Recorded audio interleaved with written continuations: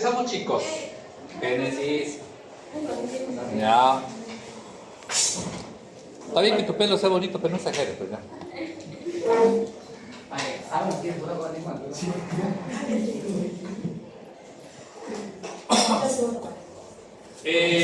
Aparato faríngeo.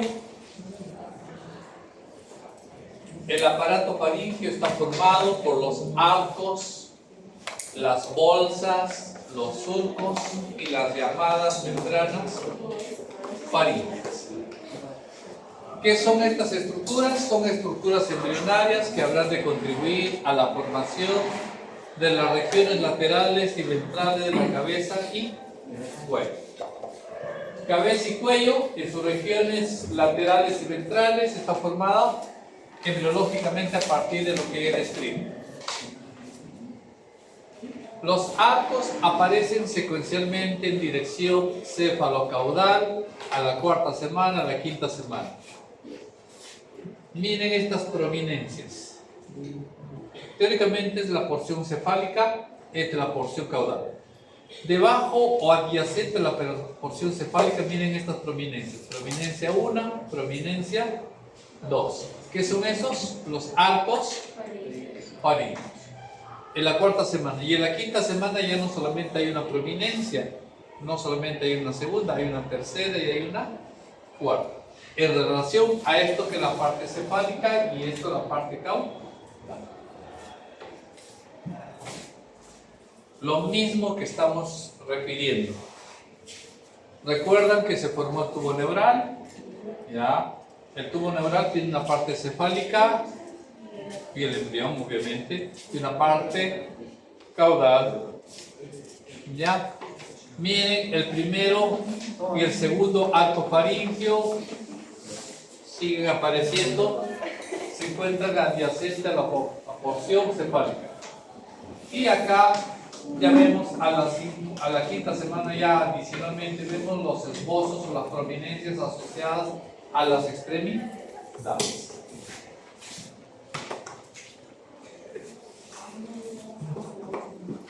A ver.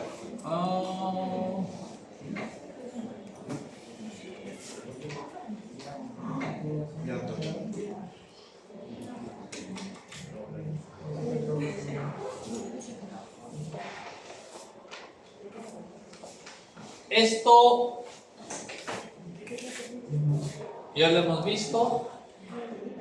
Porción cefálica, arcos braquiales llamados también arcos faríngeos, porción caudal. Si tuviéramos ojitos de rayos X, vamos a ver que esta es la parte cefálica, esta es la futura boquita, y esa futura boquita se continúa por el futuro aparato digestivo. Recordad que ese futuro aparato digestivo se habrá de formar como consecuencia de que las porciones mesodérmicas y endodérmicas se juntan, al igual que las porciones somáticas, originando el abdomen. Acá están los arcos faríngeos adyacentes a la zona del tubo digestivo.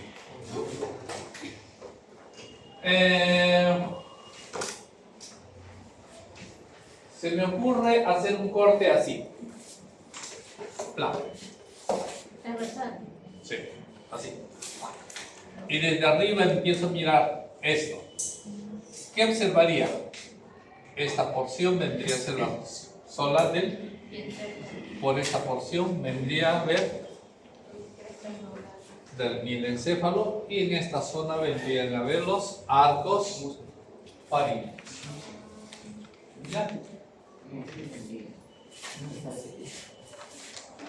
Lo mismito que lo anterior.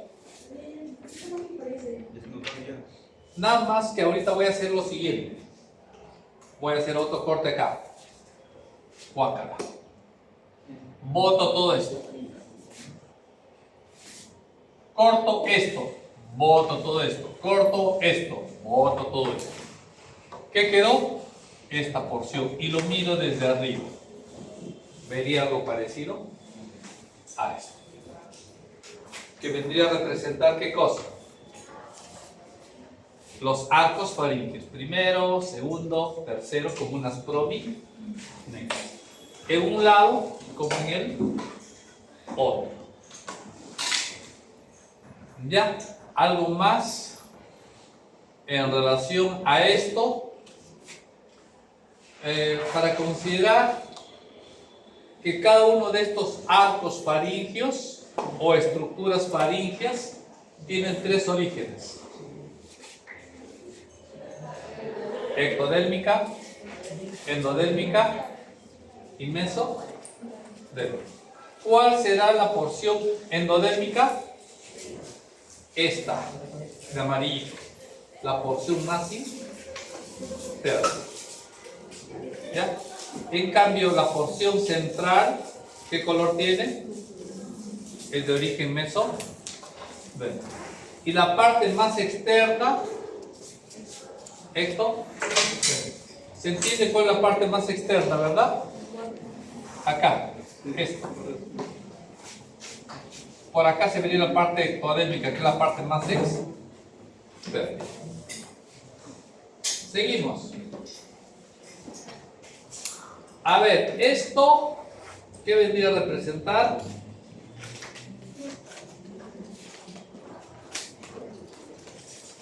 Ha venido muy feliz. ¿Qué pasó? No ha hecho sol por eso. Agarramos este pedacito y lo ampliamos. ¿Ya? Notarán que me gusta ampliar todo. ¿Ya?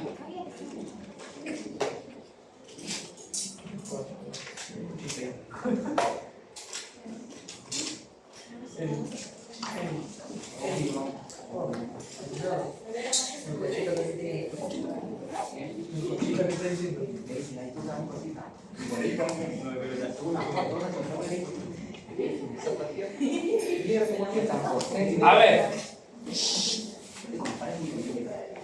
¿qué vemos acá? ¿Qué es esto? Un arco faríngeo. Esta es la porción interna, ¿verdad? ¿Qué es esto? Un arco faríngeo, otro arco faríngeo, otro arco faríngeo, otro arco faríngeo. Y notarán que entre arco faríngeo y arco faríngeo hay una zona de depresión, hay una zona que parece un surco. Hay una zona, ¿ven? Una zona de depresión que vendría a corresponder a las llamadas bolsas faríngeas. Primera bolsa, segunda bolsa, tercera bolsa, cuarta bolsa faríngea. Esto por un lado. Pero por otro lado, esas depresiones constituyen las llamadas hendiduras faríngeas. A veces una bolsa faríngea casi se encuentra con una hendidura faríngea, como en este caso.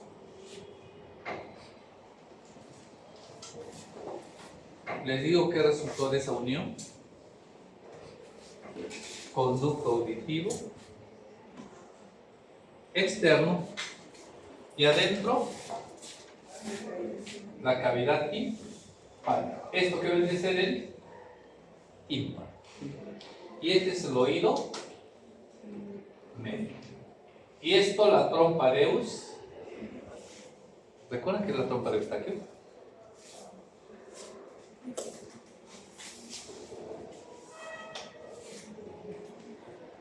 Más fácil la trompa de Orlando, ¿verdad?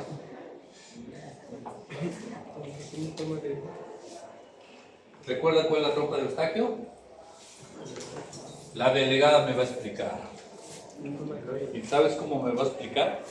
Cierra tu nariz con tus dedos. Agarra. Ya, cierra tu boca. Puja. ¿No sientes algo acá? Otra vez, siente. Como que se abre. Exacto. Cuando ustedes hacen la presión, hace que empujen todas las cavidades internas. Empuja la faringe y la faringe se continúa por la trompa de Eus Eustaquio y llega al oído medio. Y al llegar al oído medio, ¿qué hace? El tímpano lo mueve. Parecería que se moviera. Ah, bueno, sí. ¿Verdad? La trompa de Eustaquio es la unión entre el oído medio y la faringe. Notarán de esto qué cosa, que cada una de estas arcos faringios y cada una de estas bolsas faringias o estas hendiduras faringias dan origen a múltiples estructuras, como la cavidad timpánica, el conducto auditivo externo, la trompa de Eustaquio, la amígdala palatina, la glándula paratiroides, el timo, la glándula paratiroides superior, etc. ¿Ya? ¿Se comprendió la idea? Por eso es que decíamos al principio, los arcos, las bolsas, los surcos y las membranas faríngeas son el origen de gran parte de las estructuras que se encuentran a este nivel. Y muchas de esas estructuras que se encuentran a este nivel tienen que ver con un nervio, con un músculo y con algún elemento del esqueleto. Por ponerles un ejemplo, del arco faríngeo primero suele asociarse a ¿qué cosa? Al nervio trigémino con sus divisiones maxilar superior, inferior e inferior. Suele asociarse a los músculos de la masticación, tales como el temporal y el macetero, al músculo mieloide o al tensor del tímpano, y suele asociarse al esqueleto o a los huesos del premaxilar, maxilar superior, hueso cigomático, parte del hueso temporal, martillo y yunque. De un arco faríngeo sale una estructura nerviosa, sale una estructura muscular y una estructura esquelética. Segundo arco faríngeo, igualito. Facial, músculos de la expresión facial, ahí está toda la lista. El esqueleto, el estribo, apófisis estiloide, ligamento estiloideo, hasta menor. Miren la gran cantidad de estructuras que se derivan de cada uno de estos arcos faríngeos. Y la lista puede seguir del tercero, del cuarto al sexto, el nervio, los músculos y las estructuras esqueléticas asociadas. Y si les gusta todavía más, hay otro más chiquitito de relación al anterior. Arco faríngeo, qué nervio se asocia, qué músculo se asocia, estructuras esqueléticas, y acá además te hace mención de los ligamentos asociados. Todas estas estructuras son estructuras fundamentalmente de la parte anterior y lateral del cuello, que tienen su origen en los arcos faríngeos y estructuras adyacentes, como habíamos comentado, las bolsas, las hendiduras, etcétera, etcétera.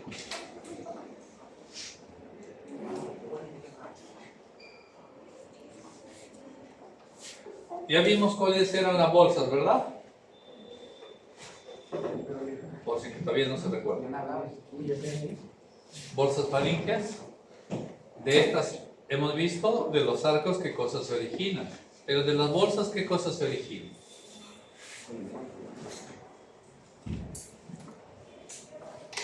De la primera bolsa faríngea se habrá de originar la cavidad timpánica, el oído medio, tal como habíamos visto. Y también, ¿qué cosa? La trompa de Eustaquio,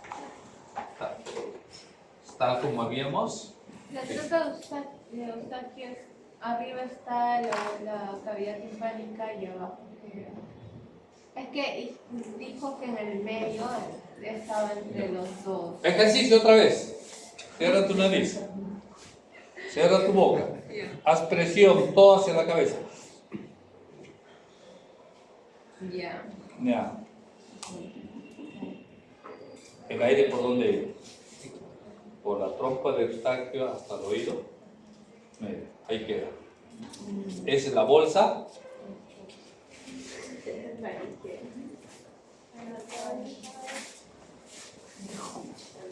Claro, para despedirme ya vienen, ¿no?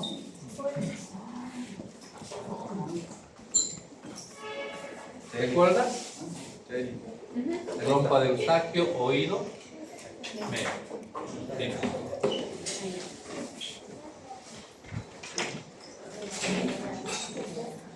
De la segunda bolsa faríngea, la amígdala palatina, la fosa amigdaliana. De la tercera bolsa faríngea hacia la sexta semana, el epitelio de cada porción vulvar dorsal de la bolsa se diferencia en la glándula paratiroides inferior y forma el timo. De la cuarta bolsa faríngea hacia la sexta semana, cada porción dorsal se diferencia en una glándula paratiroides superior. Esta paratiroides superior junto con la paratiroides inferior forman obviamente la glándula paratiroides, que se dispone sobre la superficie dorsal de la glándula tiroides. El cuerpo último braquial, que son células parafoliculares de la glándula tiroidea. Recordad que la glándula tiroidea tiene dos tipos de células: las células foliculares y las células parafoliculares. ¿Ya? Estas células parafoliculares se originaron de la cuarta bolsa faríngea. Y acabamos con las bolsas. ¿Y ahora qué vienen? Las del otro lado. ¿Recuerdan? Hendiduras o surcos faríngeos. Ya está. ¿Qué cosa hay ahí? Solo un par de surcos contribuyen a las estructuras postnatales. El primero persiste como conducto auditivo externo. ¿Recordaron? Para que se recuerde mejor. ¿Recuerden? Conducto auditivo externo. Junto con la primera hendidura forma el tímpano, ¿no? Ya está. Ya está. Solo un par de surcos contribuyen a las estructuras postnatales. Uno de ellos tiene que ver con el conducto auditivo externo. Y los demás se disponen en una depresión en forma de hendidura, el seno cervical, y normalmente se obliteran junto con el seno a medida que se desarrolla el cuello. La de mayor importancia, el que forma el conducto auditivo externo. Luego, dentro de todo el grupo de estructuras que estamos viendo, tenemos las llamadas membranas faríngeas. ¿Qué cosas son las membranas faríngeas? Son las que aparecen en el suelo de los surcos faríngeos. ¿Recuerdan? Hendidura, surco se unen en una determinada zona, y en esa determinada zona que vimos que se formaba el tímpano, que se habrá de originar de una membrana faríngea. Solo aparece en el suelo de los surcos faringeos, solo uno de los pares de membranas contribuyen a la formación de estructuras del adulto. La primera membrana faríngea, junto con la capa interpuesta del mesénquima, se convierte en el tímpano. ¿Quieren verla, conocerla nuevamente y recordarla? Acá está la membrana faríngea. Esta zona donde está la hoja. ¿Ya? Listo. Eso en relación a los actos faríngeos. En relación al cráneo, hay que recordar que el cráneo se origina a partir del mesénquima que rodea el cerebro en desarrollo. ¿Recuerdan cómo se formaba el cerebro? A partir de ese proceso que se llama de neurulación, que terminaba en la formación del llamado tubo neural. Y la porción cefálica de ese tubo neural va a formar parte del cerebro. Y rodeando esa parte del tubo neural que se encuentra a nivel encefálico, rodeando hay células mesenquimatosas. ¿Qué son células mesenquimatosas? Son células de tejido conectivo que tienen pluripotencialidad. ¿Qué significa pluripotencialidad? Tienen la capacidad de poder transformarse en elementos o diferenciarse en otros elementos celulares más duros. Y si tienen esa pluripotencialidad, ¿por qué no se pueden convertir en una célula madura del tipo cartílago? ¿Verdad? ¿Y por qué no se pueden convertir en una estructura del tipo membrana? ¿O no? En el caso del cráneo, ¿qué va a pasar? Pasa. Todos han venido felices hoy, ¿por qué está pesado? ¿Al frío hace feliz a la gente? Sí, profe. Sí. Perdón, no sonríe. Está con frío. Les inspira a dar un abracito, me parece. Sí, sí, sí. Ya. Y recordar que el tejido mesenquimatoso puede originar una membrana, ¿verdad? Una membrana a partir de las células mesenquimatosas, y a partir de esa membrana que puede formarse tejido óseo a través de un proceso que se llama osificación membrana, que forman usualmente los huesos planos. ¿Y dónde hay huesos planos? En el cráneo, rodeando la porción cefálica del tubo neural. Ahora, el crecimiento del neurocráneo se inicia a partir del centro de osificación que aparece en el mesénquima o desmocráneo, que es el primordio del cráneo. Recordar que el cráneo está formado por dos áreas, como habíamos comentado en alguna ocasión. El neurocráneo, ¿cuál es el neurocráneo? Es la carcasa ósea que engloba el encéfalo del tubo neural. Y el viscerocráneo son los huesos del esqueleto que forman parte, usualmente se originan de los arcos faringios. ¿Recuerdan que vimos cómo se originaban los arcos faringios? Ya, igualito se da. Solamente por curiosidad, ¿cuál es el origen embriológico de los componentes del arco faríngeo?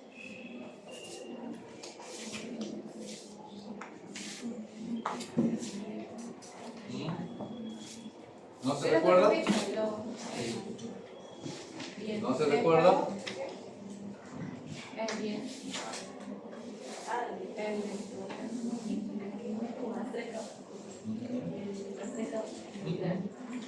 Y por eso que de ahí también se origina ¿qué cosa?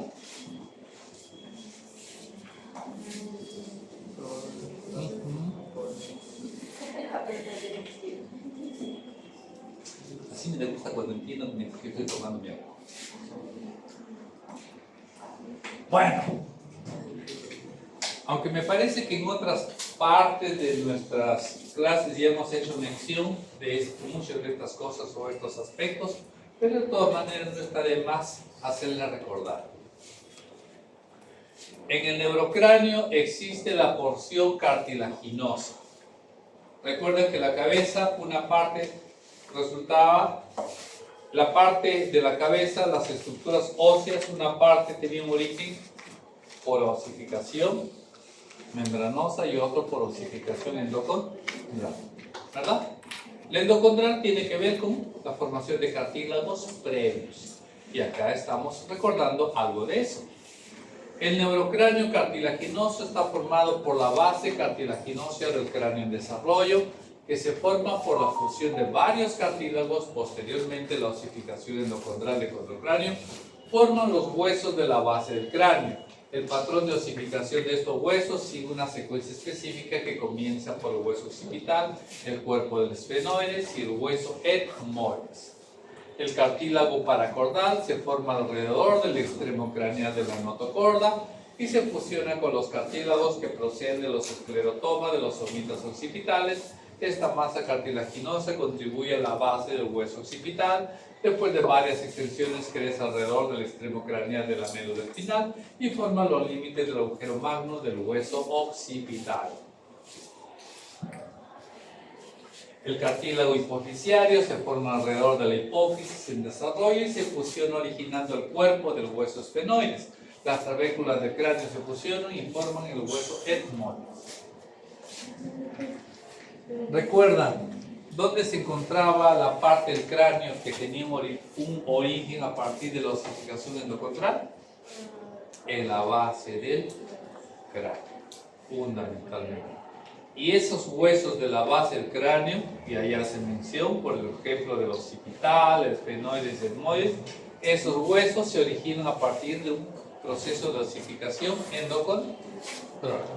A partir de cartílagos, varios tipos de cartílagos que ya lo hemos mencionado en alguna otra oportunidad, que habrán de fusionarse y adicionalmente van a originar estructuras óseas a partir de esas estructuras cartilaginosas. Esto asociado a la base del cráneo. Pero el cráneo también tiene una parte que tiene que ver con la osificación membranosa, ¿verdad? Sobre todo los huesos asociados a la calota. Exactamente. Del cráneo. La osificación intramembranosa se produce en el mesénquima de la cabeza, de las zonas laterales y en la parte superior del encéfalo, con formación de la bóveda craneal. O sea, acá arriba y acá al costado. Durante la vida fetal, los huesos planos de la bóveda craneal están separados por membrana de tejido conectivo denso que forman articulaciones fibrosas, las futuras estructuras de la bóveda craneal. En las zonas en las cuales se unen varias de estas articulaciones quedan definidas 6 grandes áreas fibrosas que se denominan fontanelas. ¿Recuerdan qué era la fontanela? Era la zona que todavía no había encontrado su osificación. En su proceso, estaba en proceso. Y alrededor de esas fontanelas que había estructuras en proceso de osificación endocondral. Cuando ya desaparece la fontanela, significa que ya todo el cráneo ya se ha osificado. ¿Y esa osificación dónde se da? ¿Cuándo se da? ¿Antes del nacimiento o después del nacimiento? Después del nacimiento. ¿Ya? Ya está. ¿Qué más hemos dicho? La blandura de los huesos y sus conexiones laxas en las articulaciones permiten que la bóveda craneal experimente cambios de configuración durante el nacimiento, lo que denomina moldeamiento. Creo que en algún momento también les hicimos mención de esto, ¿verdad? ¿Qué pasaría si el hueso craneal, que tiene que pasar un proceso de osificación intramembranosa, se osificaría antes del nacimiento? El momento del parto sería muy doloroso. O sea, que las pobres mujeres en parto patalearían duro. Pero el taitita de arriba es tan bueno que dicen, no, mejor no los osifico todavía. Les creo sus fontanelitas para que al momento del nacimiento También la cabeza que su cráneo se pueda acomodar al tamaño de la vagina del canal del parto. ¿Qué tiene que ver obviamente la vagina femenina? ¿Qué tiene que ver? La porción del seno se acomoda para que pueda salir, ¿verdad? Si el cerebro sería como una cosa dura que no podría moldearse, o sea que sería bien más bravo de lo que es el parto. Habrán oído que muchos cabezoncitos no pueden salir por vía natural y tienen que hacerle cesárea para que salga. Porque son muy grandes. Tienen una cosota. Imagínate que esa cosota sea dura y que encima no puede moldearse. H y Yaya. ¿He visto a la señorita Navarrete? Qué milagro, la señorita Navarrete, yo le estaba extrañando. ¿Cuántas semanas que no la veo? Incluye prácticas y teorías. Mira mi ojo malévolo.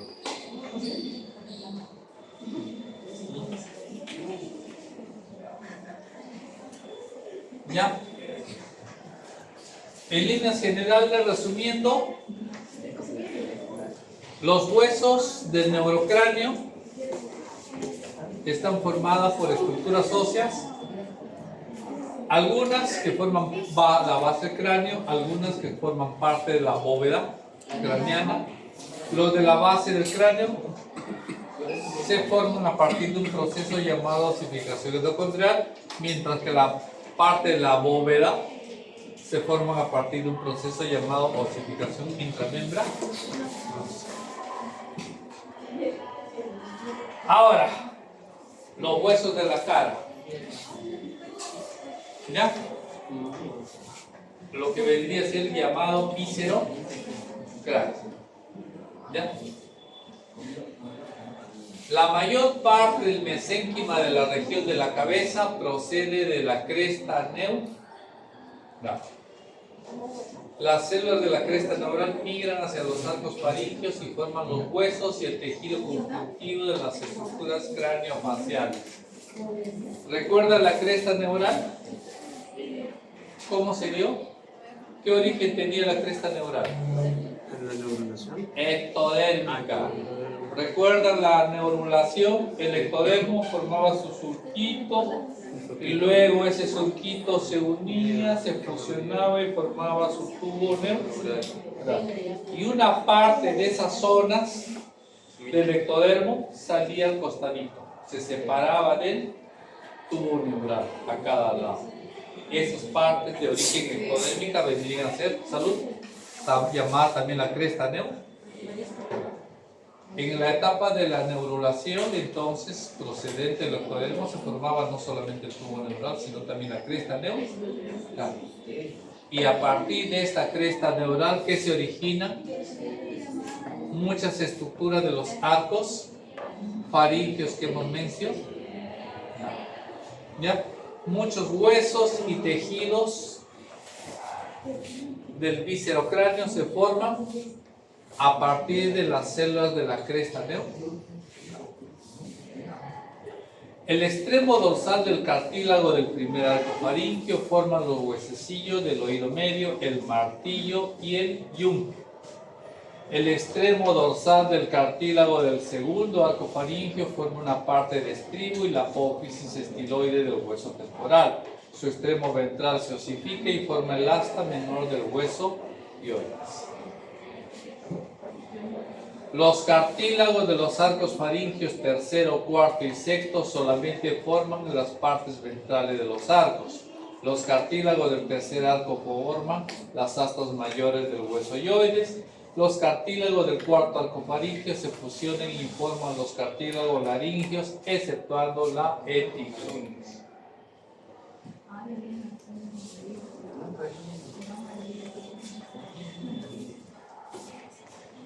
Siguiendo,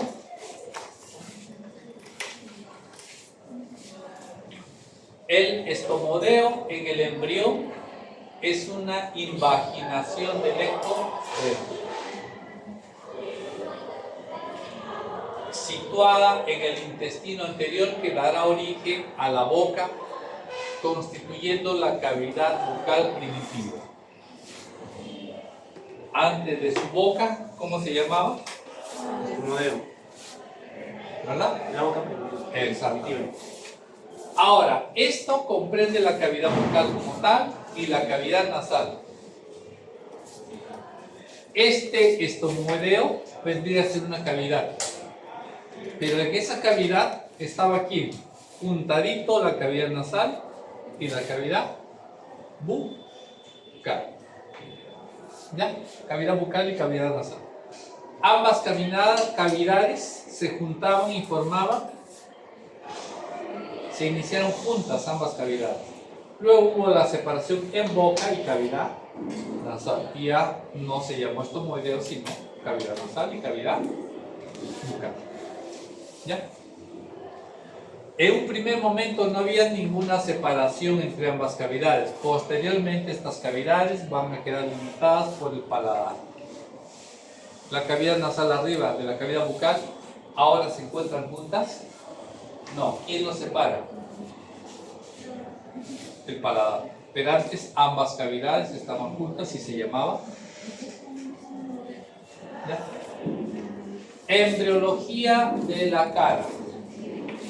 Dicho de otra manera, llamado viscerocráneo. ¿Ya? El primordio facial aparece al comienzo de la cuarta semana, casi al mesecito. ¿Dónde? Alrededor del estomoideo. Ya sabemos que es el estomoideo, ¿verdad? Que es el primordio de la boca y fosa nasal. Los 5 primordios faciales que aparecen en forma de prominencias alrededor del estomoideo son proceso frontonasal, 2 procesos maxilares bilaterales, 2 procesos mandibulares bilaterales. Esto, lo que está dicho en palabras, está mucho más bonito en un dibujito. ¿Cuál es ese estomoideo? Acá está. Prominencia superior, proceso frontonasal. Prominencia a cada lado, proceso maxilar en este lado y proceso maxilar en el otro lado. Prominencia en la parte inferior, otra prominencia llamada proceso mandibular por un lado y proceso mandibular por el otro lado. Debajito de eso se encuentra el segundo arco faríngeo. Esto si lo ven al embrión de frente, pero si lo ven de costadito van a ver esto. Ven ahí las prominencias, el segundo arco faríngeo y la entradita, el estomoideo. ¿Ya? ¿Tiene cara de ser humano? Todavía no tiene cara de ser humano. Miren cómo va evolucionando el estomoideo y las prominencias alrededor. Aparece la placa nasal a los 28 días. Cómo va evolucionando los arcos faríngeos en este tiempo.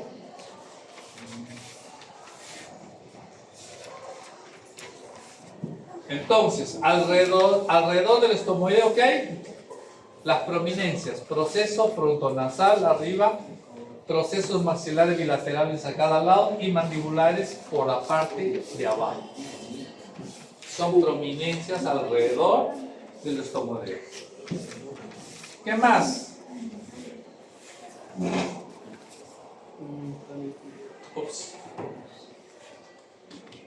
En relación al proceso frontonasal, que estaba arribita del estomoideo, rodea la parte ventrolateral del prosencéfalo, el cual origina las vesículas ópticas que forman una parte importante de los ojos.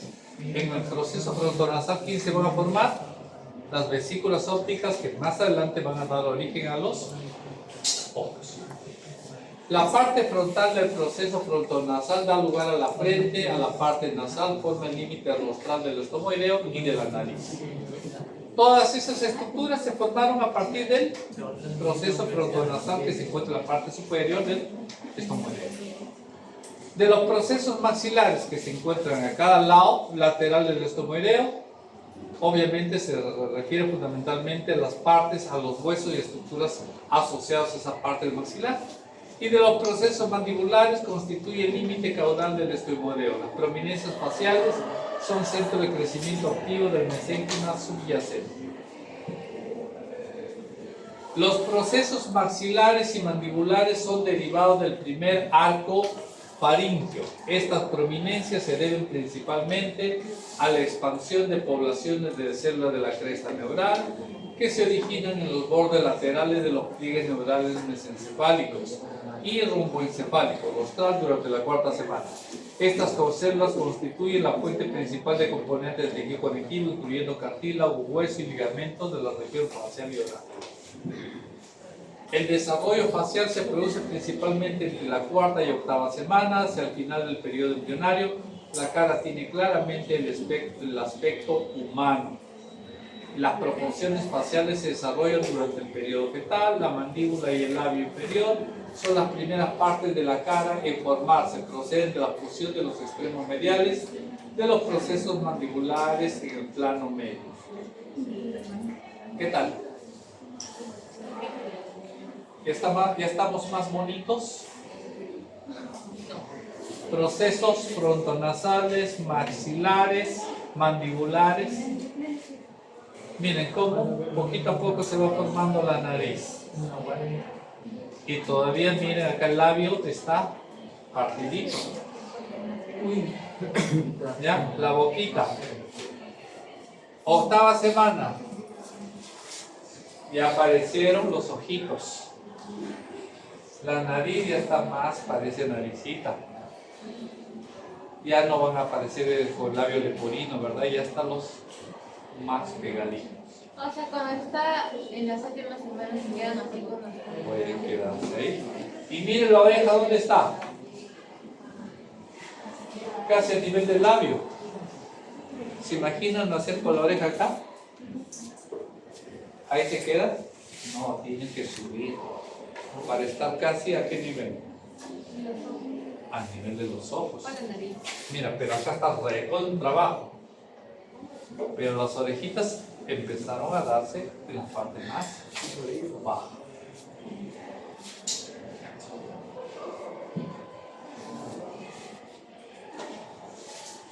Hacia el final de la cuarta semana aparecen las partes inferolaterales del proceso frontonasal, engrosamientos ovales bilaterales del ectodermo de superficie, que se denominan las plácodas nasales, que son los primordios del epitelio nasal. Inicialmente estas plácodas son convexas, pero más adelante se estiran y aparece una depresión plana en cada plácoda. A partir de esa plácoda nasal se van a ir deformando las futuras narices, ¿ya? Inicialmente estas plácodas, son convexas, pero más adelante se estiran y aparece una depresión plana en cada plácoda. El mesénquima prolifera en los bordes de las plácodas y provoca la aparición de las elevaciones con forma de herradura que corresponden a las prominencias nasales, mediales y laterales. Miren qué forma tiene.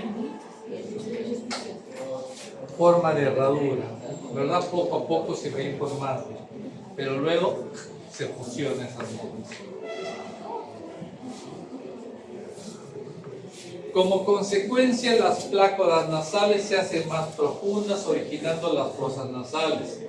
Estas fosas son los primordios de los orificios anteriores de la nariz, que vendrían a ser las narinas. ¿Cuál es su narina? Por donde meten el dedito para sacar a la mosca. Estas son las narinas, la entradita de la fosa nasal y de las cavidades nasales, mientras que las prominencias nasales laterales forman las alas de la nariz. Es bonito como a partir de las prominencias que se encuentran alrededor del estomoideo, que va a formar parte de la boca y se va a ir poco a poco separando en las fosas nasales por arriba y la boca por abajo. Visto de frente, visto de perfil. Igualito, el primer arco origina procesos maxilares y mandibulares, de donde deriva el maxilar superior y el maxilar inferior. Hacia el final de la quinta semana comienzan a desarrollarse los primordios de las orejas. Los primordios de las orejas se forman a partir de 6 montículos, 6 prominencias auriculares, 3 eminencias mesenquimales a cada lado alrededor de la primera hendidura faríngea, que representa el primordio de la oreja y el conducto auditivo externo. Al principio las orejas se localizan ¿dónde? En el cuello. Ahí se origina. ¿No han visto que algunos chicos que cuando nacen con deformaciones su oreja está bien baja? Ya saben por qué. Sin embargo, a medida que se desarrolla ya la mandíbula, se acaban localizando en la parte lateral de la cabeza a la altura de los ojos. Vale decir, se modifica y cambia su posición, dependiendo del crecimiento de la mandíbula. Hacia el final de la sexta semana, cada proceso maxilar ha empezado a unirse a la prominencia nasal lateral a lo largo de la línea del surco nasolacrimal.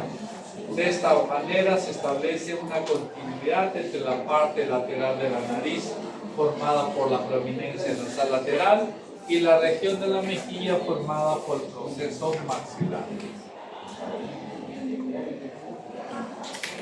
El conducto lágrimo-nasal. ¿Cuál es el conducto lágrimo-nasal? A ver, Yo sé que acá hay algunas plañideras. Habemos algunos plañideros. Algunos que vemos alguna película media romanticona y nos ponemos a llorar. Sí. ¿Qué pasa cuando una chica se pone a llorar y hay un caballero a su costado que agarra su pañuelito y le dice, te presto? ¿Qué hace la chica? ¿Se limpia el ojito o hace? Eso es. Lo segundo. ¿Por qué lo hace eso? Si lo que está botando es por el ojo. Por el conducto lacrimal. La lágrima sale hacia afuera, pero también va hacia las fosas nasales por ese conducto lacrimal. Por eso cuando ustedes lloran, no solamente la lágrima sale por ahí, sino que les molesta las fosas nasales. ¿Y qué cosa tienen que hacer? Sonarse la nariz cuando están llorando, ¿verdad? Lo entregan a su caballero y su caballero ya no les quiere aceptar, ¿verdad? Guárdalo y lávalo, le dice, ¿no? El conducto nasolagrimal se desarrolla a partir de un engrosamiento alargado del ectodermo con forma de bastón que surge en el suelo del surco nasolacrimal. Este engrosamiento se transforma en un cordón epitelial sólido que se separa del ectodermo y se introduce en el mesénquima más adelante como consecuencia de la apoptosis. Este cordón epitelial se canaliza y se convierte en un conducto. Al extremo superior de dicho conducto se forma para el saco lacrimal. Hacia el final del periodo fetal, el conducto nasolacrimal drena en el meato inferior en la pared lateral de la cavidad nasal. Si ustedes leen detenidamente esto, van a ver que el conducto nasolacrimal se forma casi igualito como si se formara una glándula sudorípara. ¿Recuerdan cómo se formaba una glándula sudorípara? ¿A partir de quién? Del ectodermo. Las células del ectodermo se penetraban, crecían, formaban una prominencia larga hasta llegar ¿a dónde? A las fosas nasales. ¿A qué parte? Al meato inferior de las fosas nasales. Y luego esa prominencia, en la parte central de esa prominencia, las células de la parte central iban a ser eliminadas, originando un conducto. Iban a ser eliminadas ¿por qué motivo? Como consecuencia de un proceso de apoptosis. Recuerden que es la apoptosis, ¿verdad? Es un proceso a través del cual se destruye células con un objetivo en particular. Se origina necrosis o muerte de células, en este caso por motivo de dejar un huequito, de dejar la presencia de un conducto lacrimal.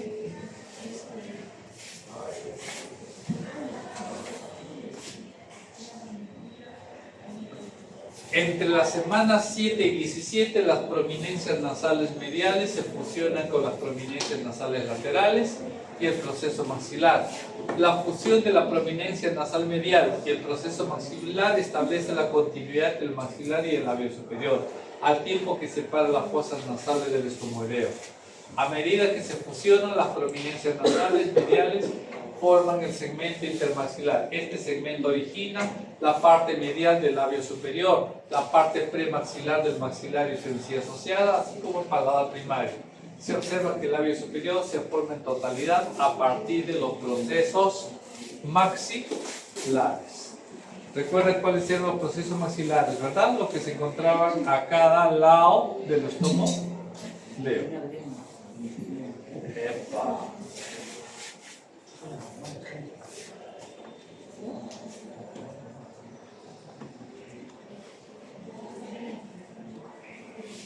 El desarrollo posterior de la cara se produce con lentitud a lo largo del periodo fetal y se debe principalmente a cambios en las proporciones y posiciones relativas de los componentes faciales.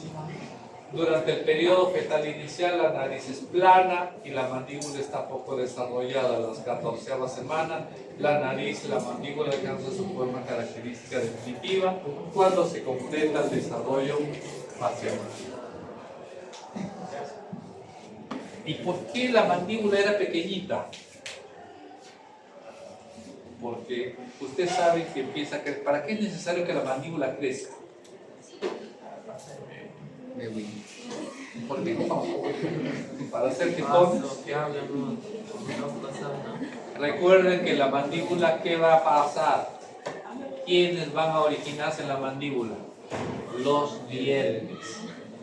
Si la mandíbula es pequeña, ¿creen ustedes que va a tener para toda la cantidad de espacio, para toda la cantidad de dientes que se va a formar? No. Entonces la mandíbula, para darle espacio a esos futuros dientes, tiene que ir creciendo. También da origen al lado inferior, a la barbilla. Exactamente. Por otro lado, entonces, tiene que crecer la mandíbula. Al crecer la mandíbula, la oreja sube para arriba. ¿Ya? Pero hay otro cambio ahí. ¿Cuál es el otro cambio? Que el cerebro tiene que aumentar de tamaño. Exactamente. A medida que el cerebro aumenta de tamaño, la cavidad craneal se expande bilateralmente, proceso por lo cual las órbitas que tenían una orientación lateral asumen una orientación anterior. ¿Se imaginan cómo eran nuestros ojos en ese momento a cada lado, como los pajaritos? Pero poco a poco también los ojos se fueron situando la parte anterior como consecuencia del crecimiento del cráneo. ¿Ya? Aparentemente la zona de abertura del meandro acústico externo parece elevarse, pero en realidad se mantiene estacionario. La impresión de que esta estructura se eleva se debe al alargamiento de la mandíbula. El aspecto pequeño de la cara de nacimiento se debe al desarrollo rudimentario del maxilar y la mandíbula, la falta de erupción de los dientes de leche y el pequeño tamaño de las cavidades nasales y de los senos maxilares. ¿Por qué nuestra carita tiene la forma que tiene? Si no hubiera dientecitos, ¿cómo hubiera sido nuestra mandibulita? Más chiquitito, esto de repente metido. Pero hay personas que tienen Pues por algún motivo será, ¿no? Y por otro lado, recordar que en las primeras etapas los huesos de la cara no tenían esas cavidades neumáticas llamados senos. Senos paranasales. Ese seno paranasales, entre otras cosas, hace que el hueso se vea mucho más prominente. Y al verse más prominente, obviamente, los rasgos de la cara bacán. Recordar que hay senos paranasales, frontal a nivel esfenoidal, ¿verdad? Que tienden a originar mayor prominencia de estas estructuras óseas y tienden a dar más o menos la forma que tiene la cara una vez que hemos salido en el periodo ya fetal. Si no tuvieran dientecitos, ya se imaginan cómo hubiera sido sus mandibulitas. como las escuelitas que no tienen huesos. Yo te aseguro que más chiquitito, la mandíbula sería como Eugenio. ¿Viste Eugenio? Profesor, ¿y el desarrollo del caudal? Eso se ha dado en el transcurso. Recuerda que se iba formando las fosas nasales. Las fosas nasales poco a poco iban originando el paladar, bueno, y no solamente eso, que las narinas empiecen a separar a través de las placodas nasales. Ahora, resumiendo lo anterior, el proceso frontonasal, ya sabemos cuál es el proceso frontonasal, la prominencia del estomoideo que se encuentra encima del estomoideo, forma la frente por un lado y el dorso y el vértice de la nariz por el otro. Las prominencias nasales laterales forman las alas de la nariz.